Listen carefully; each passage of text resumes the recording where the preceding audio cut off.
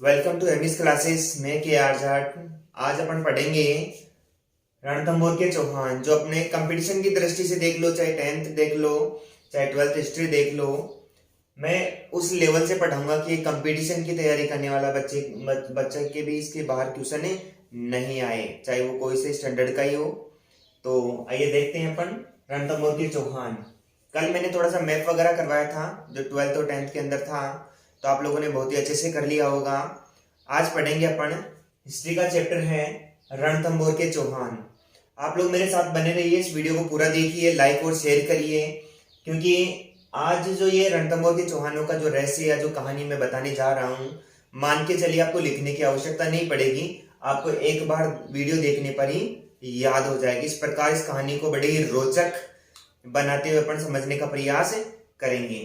तो शुरू करते हैं रणथंभौर के चौहान। तो देखते हैं, रणथंभौर में चौहान वंश की स्थापना 1194 में गोविंदराज ने की थी। गोविंदराज कौन था? अपने अजमेर का एक शासक था, पृथ्वीराज चौहान। आपने याद सुना होगा कभी छोटी क्लासों में कि पृथ्वीराज चौहान तृतीय और मोहम्मद गोरी जो गजनी का शासक था, उन दोनों के बीच में लड़ाई होती है, तराइन का युद्ध होता है। और तराइन का जब द्वितीय युद्ध हुआ था, उसमें मोहम्मद गोरी ने पृथ्वीराज चौहान को बंदी बना लिया था और गजनी ले गया था। तो उसी का बेटा था गोविंदराज, जो अजमेर छोड़ के कहाँ आ गया था? रणथंभौर आ गया था, और रणथंभौर में चौहान वंश की स्थापना कर दी थी। तो यहीं से शुरुआत करते हैं। तो अपन पढ़ रहे हैं रणथंभौर, ध्यान से देखना, अपन पढ़ रहे हैं रणथंभौर।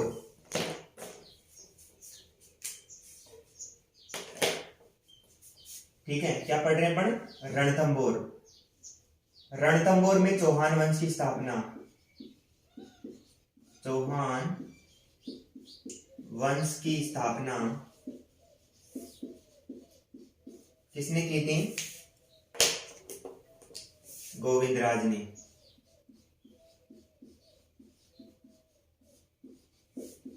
किसने की थी? गोविंदराज ने की थी। कब की थी? 1194 ईस्वी में। फिर से रिपीट करवा रहा हूं, रणथंभौर में चौहान वंश की स्थापना गोविंदराज ने की थी 1194 में। और इसी रणथंभौर की अगर बात करी जाए, इसी रणथंभौर की अगर बात करी जाए, तो रणथंभौर का सबसे प्रतापी शासक, रणथंभौर का सबसे प्रतापी शासक, रणथंभौर का सबसे प्रतापी शासक था हमीर देव चौहान। कौन था? हमीर देव चौहान।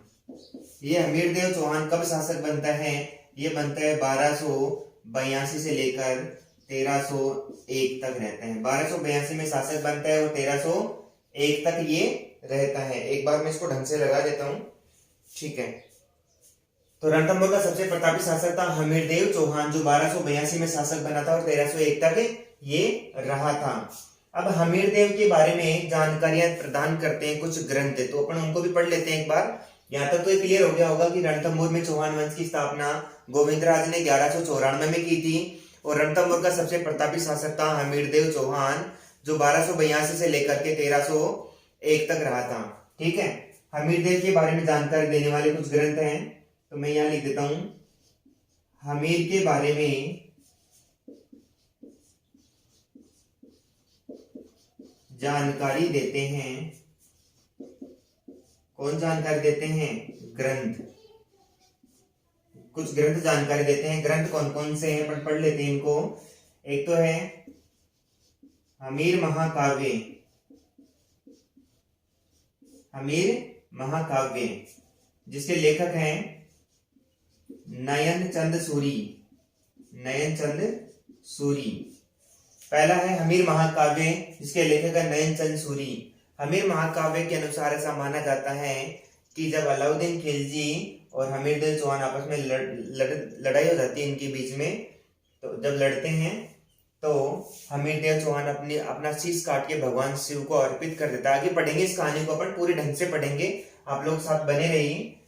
दूसरा ग्रंथ है हमीर हट, हमीर हट, और एक दूसरा ग्रंथ है सुरजन चरित्र, सुरजन चरित्र, जिसके लेखक हैं चंद्रशेखर, जिसके लेखक हैं चंद्रशेखर। तीसरा है हमीर रासो।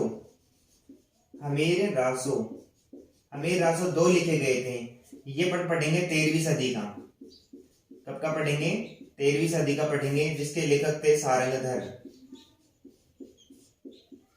सारंगधर। और एक पढ़ेंगे हमीर रासो। हमीर रासो 18वीं सदी का। 18वीं सदी का, जिसके लेखक थे जोधराज। जिसके लेखक थे जोधराज। एक और पढ़ेंगे अपन हमीर बंधन। इसके लेखक थे अमृत कैलाश।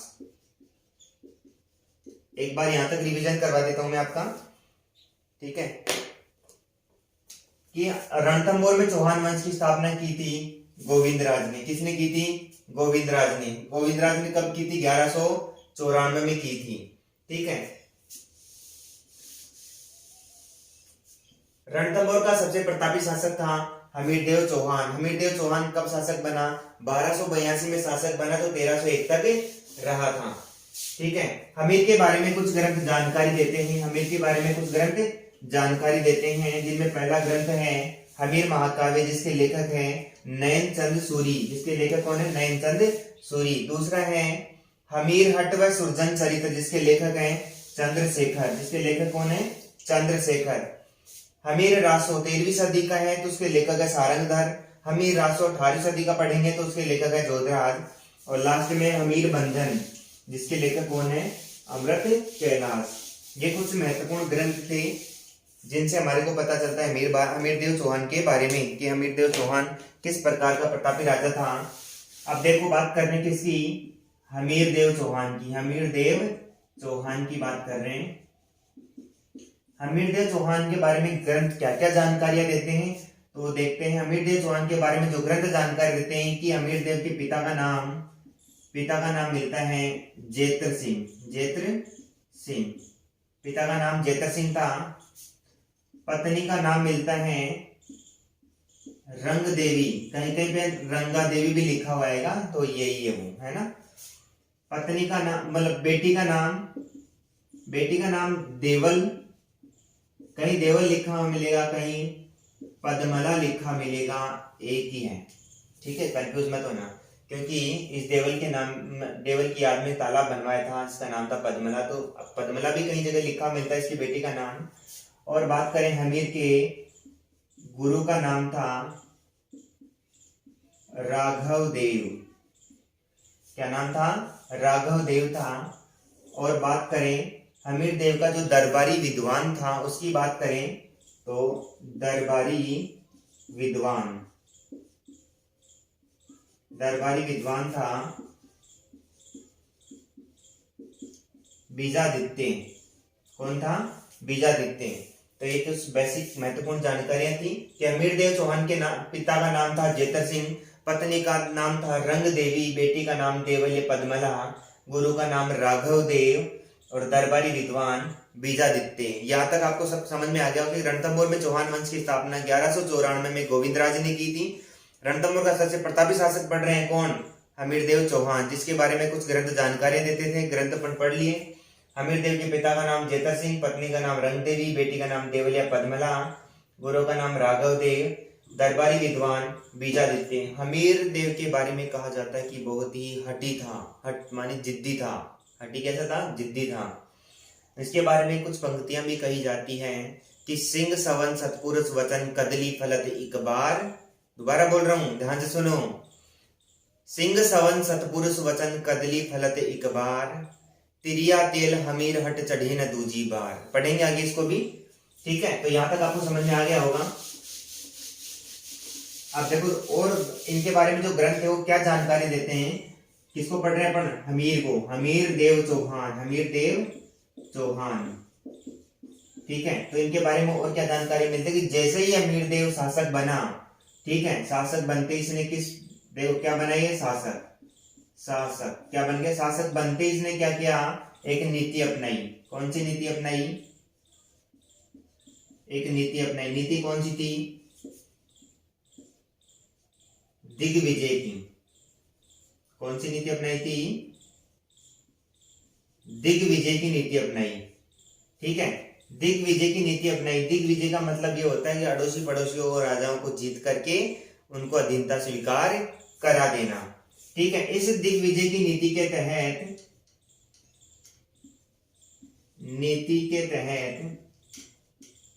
अब देखो, इस नीति के तहत इन्होंने क्या क्या किया कि परमार शासक जो भोज था उसको हरा दिया।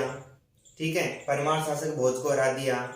यहाँ तक कि मांडलगढ़ से कर वसूला, चंपा, पुष्कर, काठियावाड़, ठीक है, इन सबको ये जीत लिया। और जीतने के बाद में ठीक क्या किया, इसने एक यज्ञ करवाया। क्या करवाया? यज्ञ करवाया। ठीक है, यज्ञ करवाया। उस यज्ञ का क्या नाम था? कोटिजन्य यज्ञ। इसकी तुलना किससे की जाती है? अश्वमेध यज्ञ से। ठीक है, अश्वमेध यज्ञ से। ये जो यज्ञ करवाया, इसमें पुरोहित कौन था? इसका पुरोहित था विश्वरूप। कौन था? विश्वरूप। याद रखना, जैसे अमीरदेव शासक बनता है, शासक बनने के बाद इन्होंने क्या किया? दिग्विजय की नीति अपनाई। और दिग्विजय की नीति अपना करके अड़ोसी पड़ोसी राजाओं को जीत करके उनको अधीनता स्वीकार करा दी।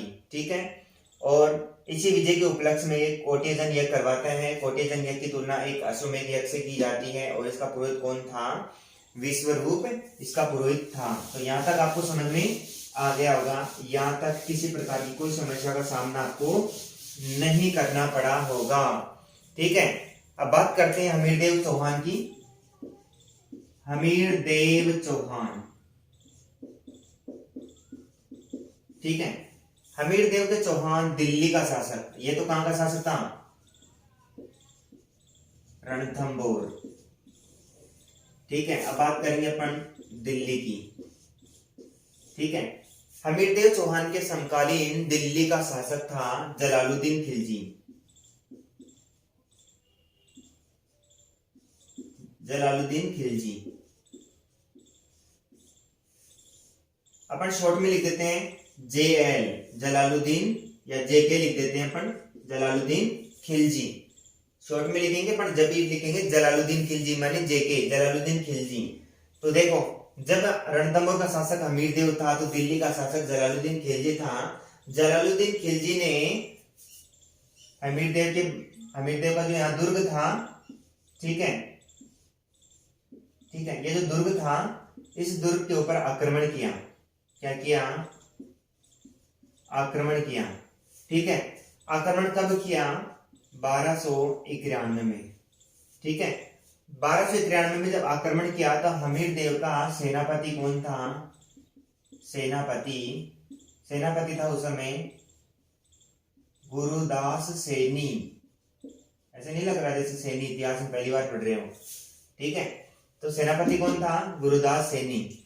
1291 का जो ये आक्रमण था, अर्थात ये युद्ध था, इस युद्ध को क्या कहते हैं?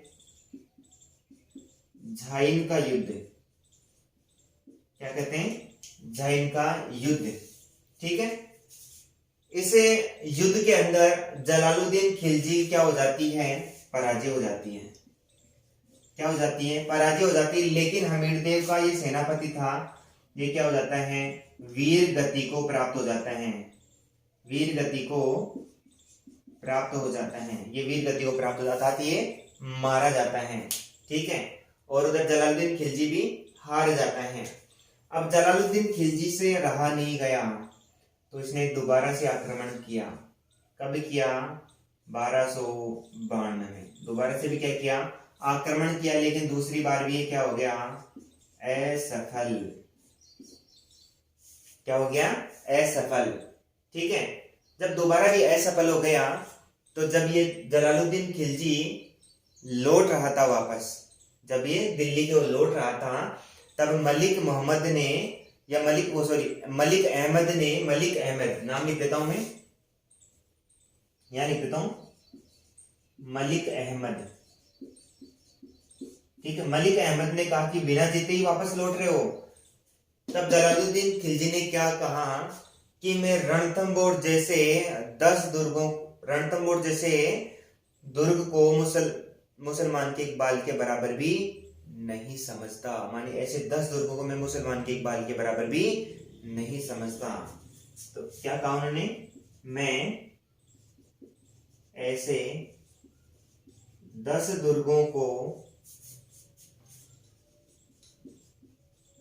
मुसलमान के एक बाल के बराबर भी नहीं समझता, ऐसा कहा। ऐसा नहीं लगता इस लाइन को पढ़ने के बाद में कि जैसे वो लोमड़ी और अंगूर वाली कहानी मतलब दिमाग में आ रही हो कि लोमड़ी अंगूर के गुच्छे को प्राप्त तो करना चाहती थी, लेकिन जब वो नहीं मिले तो उनको क्या कह दिया कि अंगूर तो खट्टे हैं। प्रयास तो किया था जीतने का, लेकिन जब नहीं जीत पाया तो कह दिया कि ऐसे 10 दुर्गों को तो मैं मुसलमान के इकबाल के बराबर भी नहीं समझता। ये लाइन इंपॉर्टेंट है, परीक्षा में आ सकती है, क्वेश्चन यहाँ से पूछा जा सकता है, कई बार पूछा हुआ भी है। ठीक है, 1291 में जो आक्रमण हुआ था उसे जहीन का युद्ध कहते हैं, याद रखना, ये भी इंपॉर्टेंट लाइन है। जब 1291 के युद्ध में हमीर देव का सेनापति कौन था, गुरुदास सैनी, याद रख लेना। यहाँ तक कॉन्सेप्ट समझ में आ गया। अब देखो आगे, रणथंभोर का शासक हमीर देव चौहान था, ठीक है, और इसके समकालीन दिल्ली का शासक था जलालुद्दीन खिलजी। जलालुद्दीन खिलजी ने हमीर देव के ऊपर 2 बार आक्रमण किए, दोनों बार क्या हो गया, असफल हो गया। जब वापस जाने लग गया तो मलिक अहमद नाम का कोई व्यक्ति था जो जलालुद्दीन खिलजी की सेना में ही था, ठीक है, उसने जलालुद्दीन खिलजी से पूछा कि वापस बिना दुर्ग को जीते जा रहे हो, तब उसने कहा कि ऐसे 10 दुर्गों को मैं मुसलमान के इकबाल के बराबर भी नहीं समझता। ठीक है, जलालुद्दीन खिलजी आया तो था जीतने के लिए, आया तो था जीतने के लिए, लेकिन स्वयं ही हार गया। अब देखो, हार गया, कोई बात नहीं। अब देखो शॉर्ट में लिख देता हूं, जलालुद्दीन खिलजी दिल्ली का जो शासक था, ठीक है, 1296 तक आते आते इस जलालुद्दीन का एक भतीजा था। क्या था, भतीजा, जिसका नाम था, शॉर्ट में लिख देता हूं मैं आपको, अलाउद्दीन खिलजी। क्या नाम था, अलाउद्दीन खिलजी। जो भतीजे के साथ साथ में ये क्या था, दामाद भी था और भतीजा भी था। ये एक ही आदमी था, दामाद और भतीजा दोनों एक ही है, अलग अलग मत समझना। इस अलाउद्दीन खिलजी ने जलालुद्दीन खिलजी क्या कर दी, हत्या कर दी। कब कर दी, 1296 में। और दिल्ली का क्या बन गया, ये शासक बना। क्या बन गया, शासक बना। कब से कब तक बना, ये 1296 में बना था और 1316 तक रहा। 1296 में बना था और 1316 तक रहा अलाउद्दीन खिलजी। ठीक है, यहां तक समझ में आ गया कि अलाउद्दीन खिलजी जो जलालुद्दीन खिलजी का भतीजा और दामाद लगता था, इसी ने अपने ससुर अपने चाचा की हत्या कर दी 1296 में, और दिल्ली का क्या बन गया, शासक। 1296 में बना और 1316 तक रहा। यहाँ तक कोई चीज समझ में नहीं आई हो तो कमेंट में आप लिख करके मेरे को बता सकते हो, तो आपकी समस्या का समाधान कर दिया जाएगा। और वैसे मुझे नहीं लगता कि आपको किसी प्रकार की यहाँ तक कोई समस्या का सामना करना पड़ा होगा। यहाँ तक सारे कॉन्सेप्ट समझ में आ गए होंगे आप लोगों को, जहां तक मुझे पता है। ठीक है, अब देखो दिल्ली का शासक कौन बना, दिल्ली का शासक अलाउद्दीन खिलजी। दिल्ली का शासक कौन बना, अलाउद्दीन खिलजी। अब अलाउद्दीन खिलजी अपने चाचा की हार का बदला लेना चाहेगा कि नहीं लेना चाहेगा, किससे, हमीर देव चौहान से, बिल्कुल लेगा। तो देखो अलाउद्दीन खिलजी ने किस पे आक्रमण किया, किस पर, रणथंबोर पर। लेकिन आक्रमण करने के क्या क्या कारण थे, क्या एक ही कारण हो सकता है या एक से अधिक कारण हो सकते हैं, नहीं, देखो एक से अधिक कारण थे। पहली बात तो जो भी दिल्ली का राजा होता था वो अपना साम्राज्य का विस्तार करना चाहता था, तो अलाउद्दीन खिलजी भी वही करेगा, क्योंकि प्रत्येक राजा अपने साम्राज्य का विस्तार करना चाहता है। तो अलाउद्दीन खिलजी ने क्या किया, तो माने अलाउद्दीन खिलजी की साम्राज्यवादी नीति, मानी साम्राज्य को बढ़ाना चाहता था ये। दूसरा कारण क्या था, अपने चाचा जलालुद्दीन खिलजी की पराजय का बदला लेना। ठीक है, कि जलालुद्दीन खिलजी ने अमीर पर 2 बार आक्रमण किए, दोनों बार हार गया, तो उस हार का बदला लेना चाहता था। और जब वो हार गया तो हटी हमीर की जिद थी कि अब मैं दिल्ली वालों को टैक्स नहीं दूंगा। ठीक है, हमीर ने टैक्स मानी कर, है ना, कर देने से मना कर दिया। इस कारण से भी अलाउद्दीन खिलजी इसके ऊपर आक्रमण करेगा। और एक चौथा कारण है जो बहुत इंपॉर्टेंट है। ठीक है, चौथे कारण को मैं ऊपर लिख देता हूं, इसको मिटा करके यहां तक एक बार रिवीजन कर लो आप लोग। दिल्ली का शासक अलाउद्दीन खिलजी ने आक्रमण किया किसके ऊपर, रणथंभौर के ऊपर। आक्रमण करने के क्या कारण थे, 4 कारण थे। अलाउद्दीन खिलजी की साम्राज्यवादी नीति, अर्थात अपने साम्राज्य को बढ़ाना चाहता था। अपने चाचा जलालुद्दीन खिलजी के पराजय का बदला लेना चाहता था, जो 1291 में और 1292 में 2 बार हार के गया था जलालुद्दीन खिलजी, उसकी पराजय का बदला लेना चाहता था। अमीर ने टैक्स देने से मना कर दिया। और एक चौथा कारण इंपॉर्टेंट है, तो वो मैं यहां लिख देता हूं, उसको मिटा करके।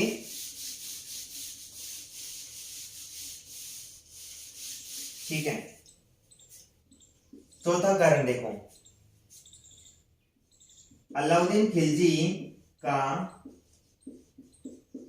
मंगोल विद्रोही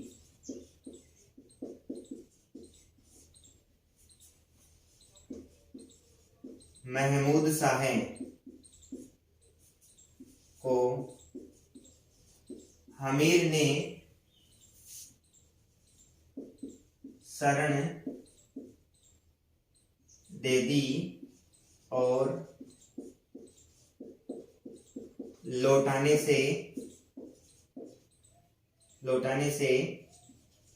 इनकार कर दिया। लौटाने से क्या कर दिया, इनकार कर दिया। कि अलाउद्दीन खिलजी का जो मंगोल विद्रोही महमूद शाह था, ठीक है, उसको हमीर ने शरण दे दी और हमीर के पास चला गया। तो अपने हिंदू धर्म में क्या होता है, शरणार्थी की रक्षा करना अपना परम कर्तव्य होता है, परम धर्म होता है। और जब जीते जी उसको वापस नहीं लौटाते, तो हमीर ने लौटाने से इनकार कर दिया। मंगोल विद्रोह के बारे में थोड़ा सा एक बात बता देता हूं मैं आप लोगों को।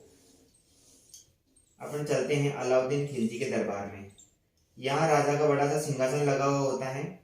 ठीक है, यहाँ सीढ़ी नुमा कुर्सियां होती हैं जिसके ऊपर मंत्री वगैरह ये बैठा करते हैं। इस कुर्सी पर बैठा हुआ था कौन, महमूद शाह। इधर इस डिपार्टमेंट में राजा की जो रानियां होती थी वो बैठा, यहाँ बैठी थी चिमना बानो। कौन थी ये, अलाउद्दीन। यहाँ पे बैठा ये अलाउद्दीन खिलजी। ये अलाउद्दीन खिलजी की क्या थी, पत्नी थी। ये क्या थी, अलाउद्दीन खिलजी की पत्नी थी। ठीक है, अलाउद्दीन खिलजी की क्या थी, ये पत्नी थी। कौन, चिमना। और ये क्या था, अलाउद्दीन खिलजी का कि बहुत ही विश्वास पात्र क्या था, माने सेवक था। विश्वास पात्र क्या था, सेवक था। इसका मुंह इधर है, इसका मुंह इधर है, राजा का मुंह इधर है। नजरें किनकी मिल रही आपस में, चिमना की और महमूद शाह की। जब राजा के साथ कोई राजा का सेवक एनी टाइम राजा के साथ रहेगा तो रानी, अब देखो ये चिमना से ये भी बहुत प्रेम करता था कि हर 10 मिनट में इसको देखा करता था कि इसकी धड़कने, किसकी, अलाउद्दीन खिलजी की धड़कन धड़कती रहे।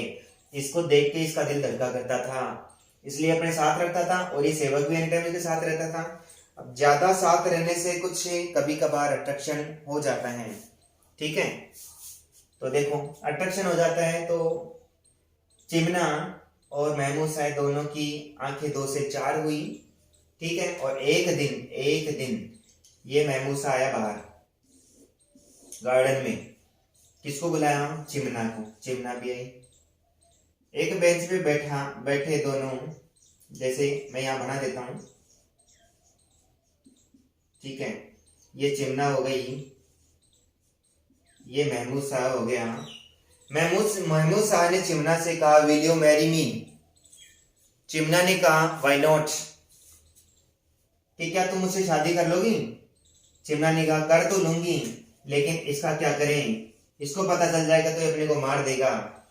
तो ये अपने को मारे इससे पहले ही अपन दोनों मिलकर के इसको क्या कर देते हैं, मार देते हैं। चिमना और महमूद शाह दोनों ने अलाउद्दीन खिलजी को मारने की प्लानिंग बनाई, लेकिन इस प्लानिंग का पता चल गया अलाउद्दीन खिलजी को।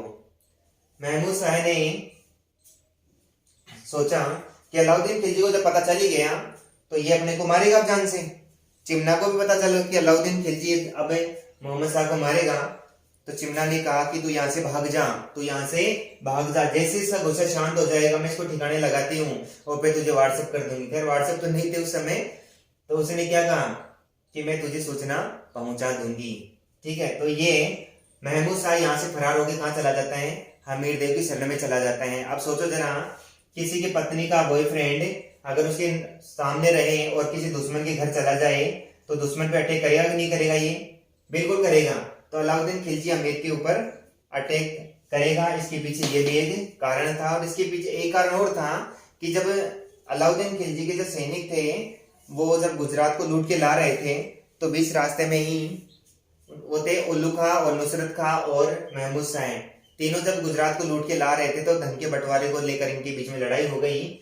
और बीच रास्ते से ही कौन, महमूद शाह और केबरू नामक दोनों व्यक्ति अमीरदेव की शरण में चले जाते हैं, जिस कारण से अलाउद्दीन खिलजी अमीरदेव के ऊपर आक्रमण करता है। यहाँ पर समझ में आ गया होगा आप लोगों को? ठीक है, आगे देखते हैं अपन। अरे इतिहास कोई बड़ी चीज नहीं है, लोग कहते हैं इतिहास बहुत हार्ड है। इतिहास तो बड़ी प्यारी चीजें हैं। इतिहास में होता कुछ नहीं है, बस बड़े जो घराने थे, बड़े जो घर थे, उनकी जो बातें किताबों में लिख दी गई, बस वही इतिहास है। बस यही तो पढ़ रहे हैं, इनके राजघराने में क्या क्या हुआ वही तो पढ़ रहे हैं। ठीक है, यहाँ तक समझ में आ गया आपको? अब देखो अमीरदेव आक्रमण करेगा, वो सॉरी अलाउद्दीन खिलजी अमीर पर आक्रमण करेगा, तो मैं यहाँ लिख देता हूं हमीरदेव, हमीरदेव चौहान, हमीरदेव चौहान। यहां लिख देते हैं अलाउद्दीन खिलजी। ठीक है, अलाउद्दीन खिलजी। अब देखो अलाउद्दीन खिलजी के दो सैनिक, ठीक है, दो सैनिक, एक का नाम उलुग खां, एक का नाम नुसरत खां, एक का नाम उलुग खां, एक का नाम नुसरत खां। इसके भी दो सेनापति, एक का नाम था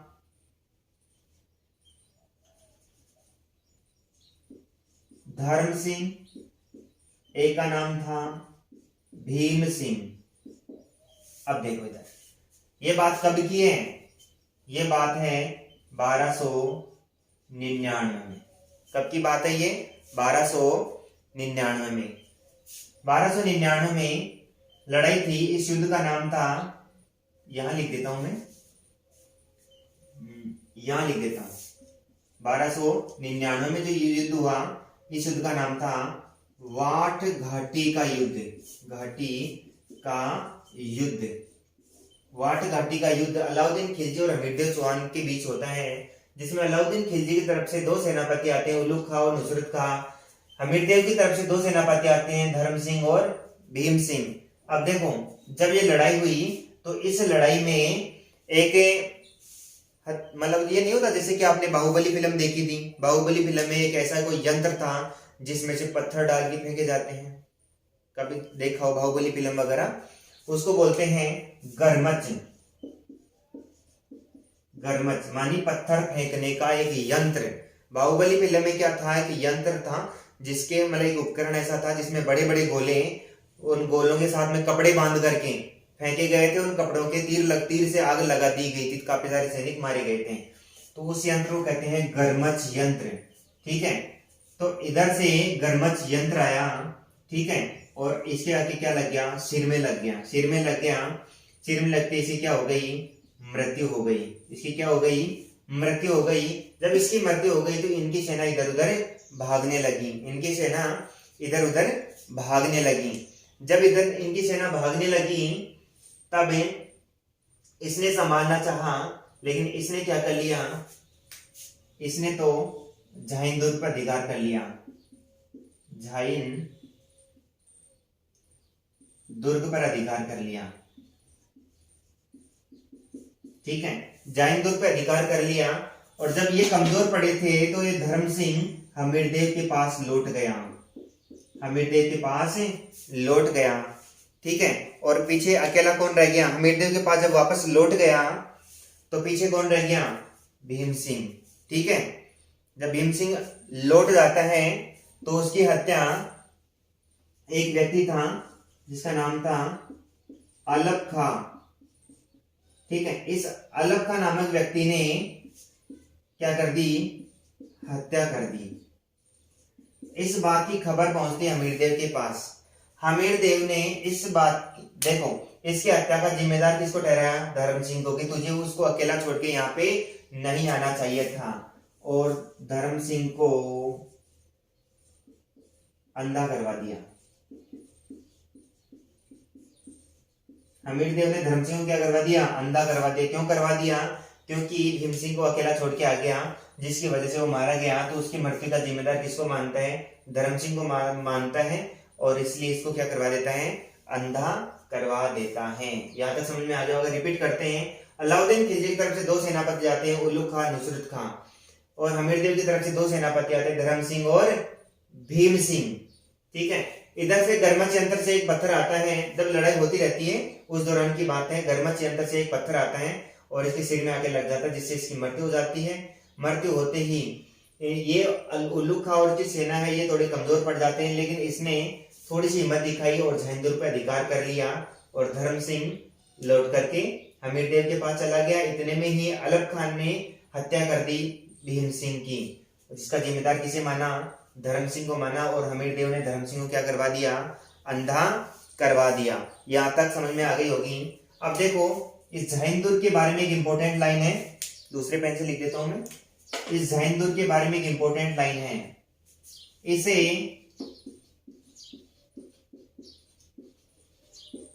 रणथंभौर दुर्ग की कुंजी कहते हैं।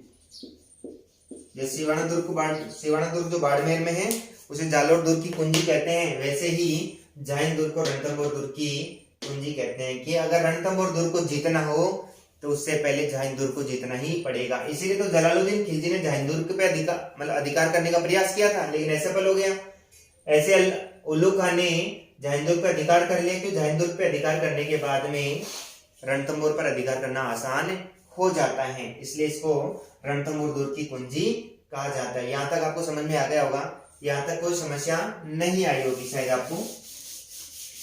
अरे फिर भी कोई चीज नहीं समझ में आए ना तो कमेंट करके बता देना, दोबारा रिवीजन करवा दूंगा, आराम से पढ़ो।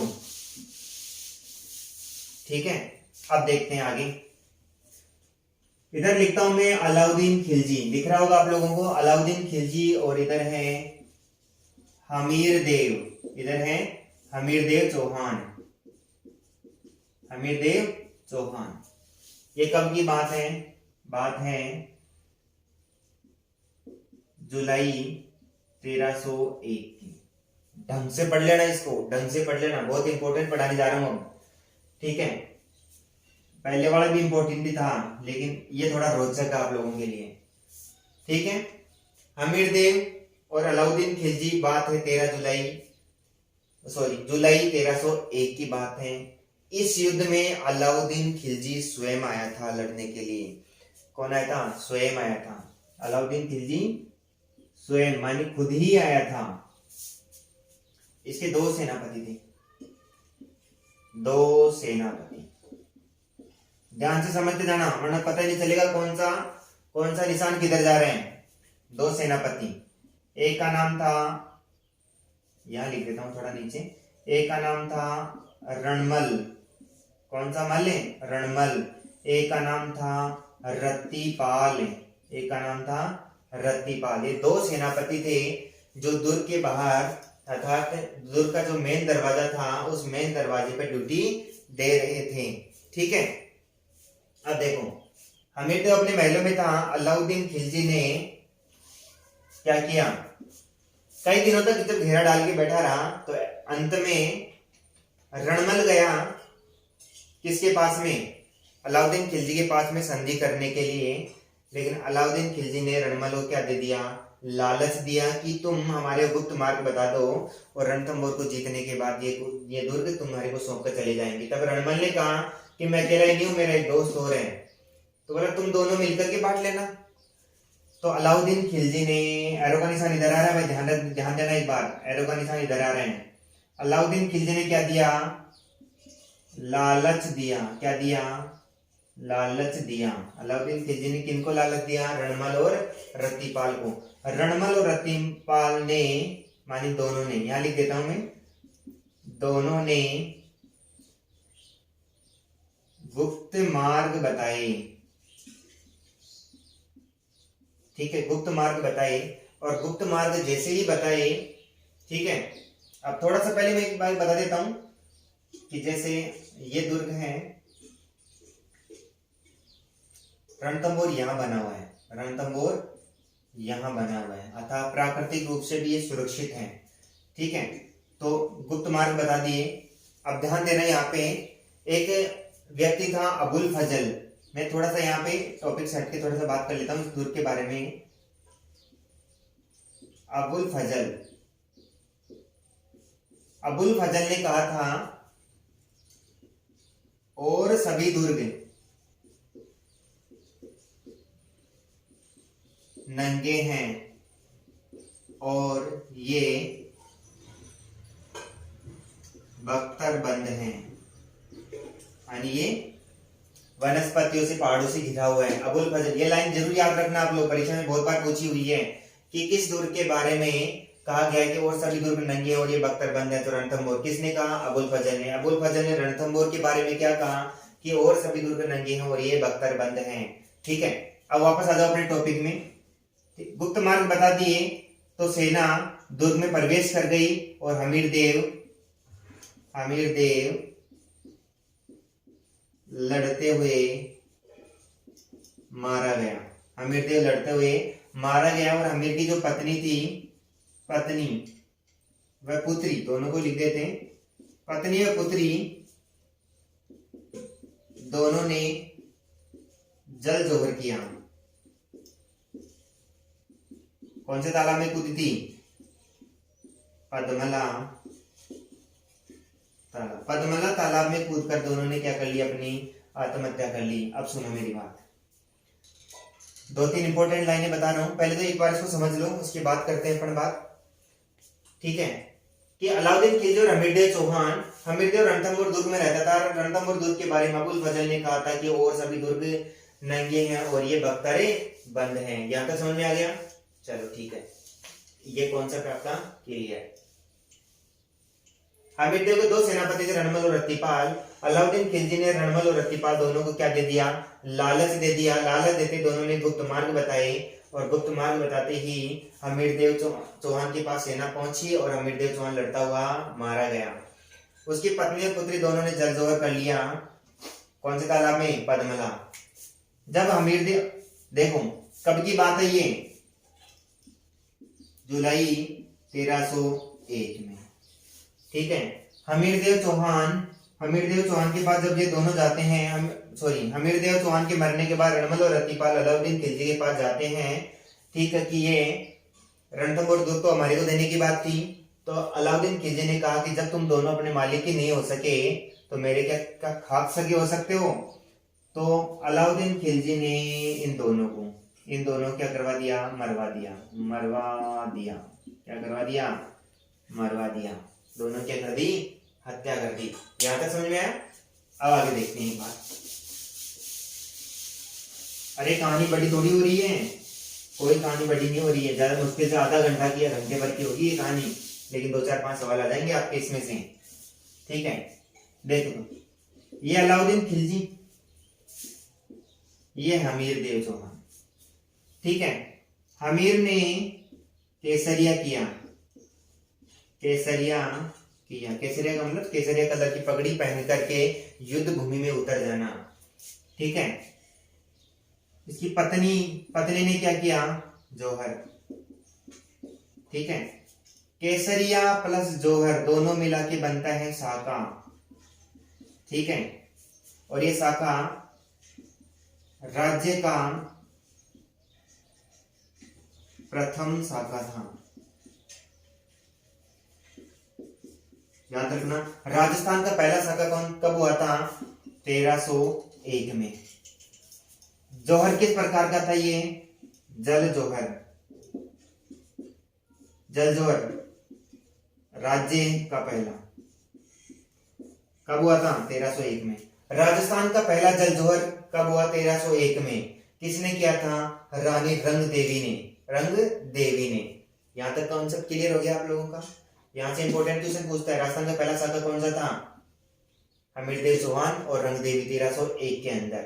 याद रखना, शाखा कब बनता है? जब केसरिया और जौहर दोनों हो। जब पुरुष केसरिया कलर की पगड़ी पहनकर युद्ध भूमि में उतर जाते हैं और जब वापस नहीं लौटने की संभावना होती है तो महिलाएं या तो जल में कूद करके आत्महत्या कर लेती है, अपने सतीत्व की रक्षा कर लेती हैं, या जलते हुए आग के कुएं में कूदकर अपने सतीत्व की रक्षा करती हैं। जब ये दोनों ही प्रोग्राम एक साथ होते हैं तो उसे कहते हैं शाखा कहते हैं।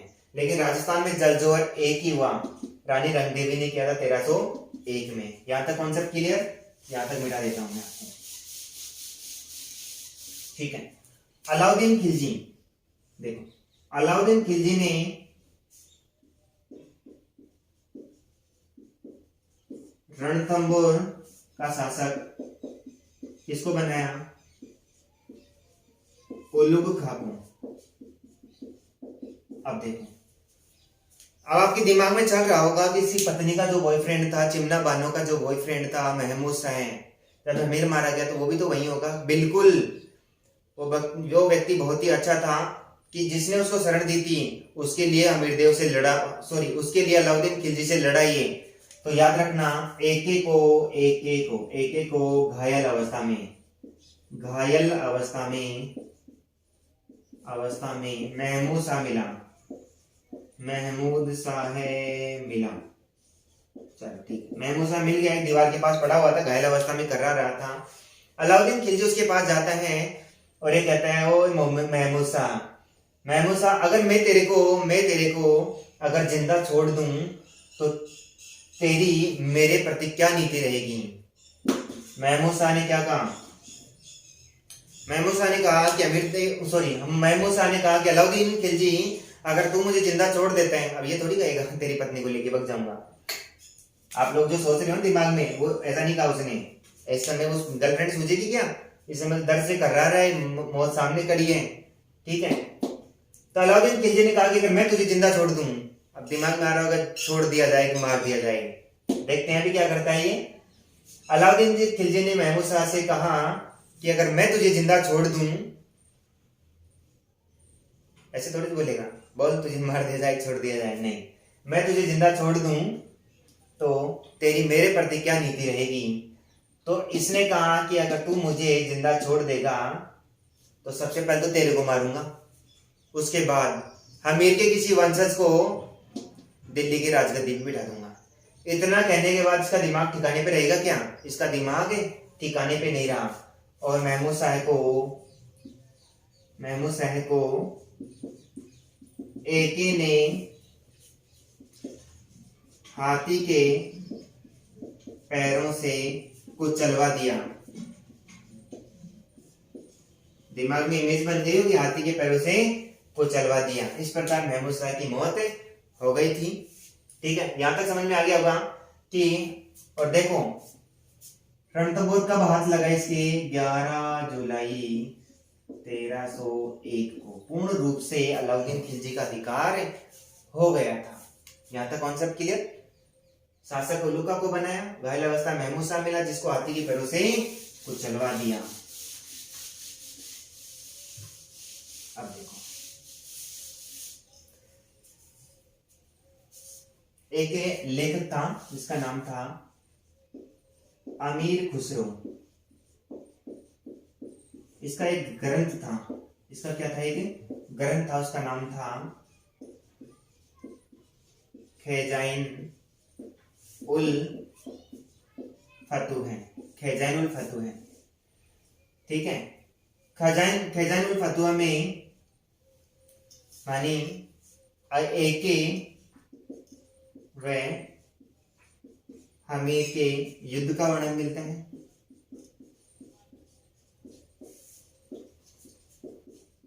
ठीक है, एके व हमीर के युद्ध का वर्णन मिलता है। साथ ही इसने कहा, क्या कहा था इस ग्रंथ में, आज, लाइन इंपॉर्टेंट है याद रखना, आज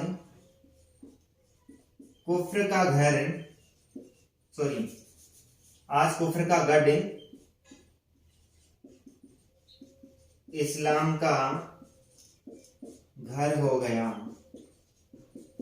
इस्लाम का घर हो गया। ये लाइन किसने कही थी? अमीर खुसरो ने कही थी। किसके बारे में कही थी? रणथंभौर में हमीरदेव चौहान के बारे में कही थी कि आज कुफ्र का गढ़ इस्लाम का घर हो गया। ठीक है, एक कहावत और प्रचलित है हमीर के बारे में,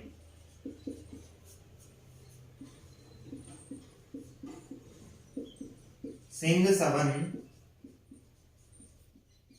सतपुरुष वचन कजली फलत एक बार तिरिया तेल हमीर हट चढ़े ने दूजी बार। हमीर अपने हट के लिए बहुत ही प्रसिद्ध थे, बहुत ही जिद्दी थे हमीर देव। तो सिंह सवन सतपुरुष वचन कजली फलत एक बार तिरिया तेल हमीर हट चढ़े ने दूजी बार। हमीर देव चौहान के बारे में ये था। और देखो एक ग्रंथ था हमीर महाकाव्य, यहां लिख देता हूं, एक ग्रंथ था हमीर महाकाव्य जिसके लेखक थे नयन चंद, नयन चंद सूरी। देखो इस ग्रंथ के अनुसार ये नयन चंद सूरी ने कहा कि हमीर ने अपना सिर काटकर